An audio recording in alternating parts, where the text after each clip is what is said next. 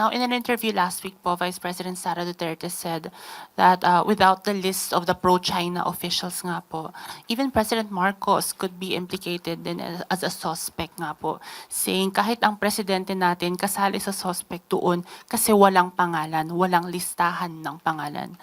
Your reaction po? Ako natawa. Di ko alam kung natatawa kayo. For me, nakakatawa kasi yung kanyang mga sinasabi.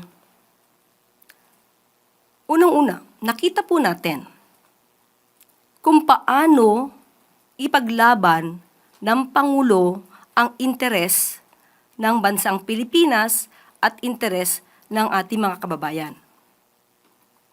Marami na ang humanga at ipinakita na sang-ayon sila kung ano ang stance ng Pangulo patungkol sa ating soberanya.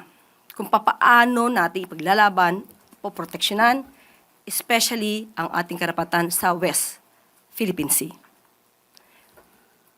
Ang nakakapagtaka ay wala namang binanggit si Secretary Gibo kung sino yung mga opisyal na kung kayo ay hindi sang-ayon sa interes ng Pilipinas patungkol sa West Philippine Sea, ay kayo mag-resign.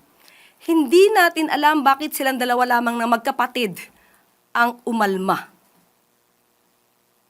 Minsan kasi pagka ikaw ay natutumbok, kahit hindi ka pinangangalanan, most probably ikaw ay nagre-react.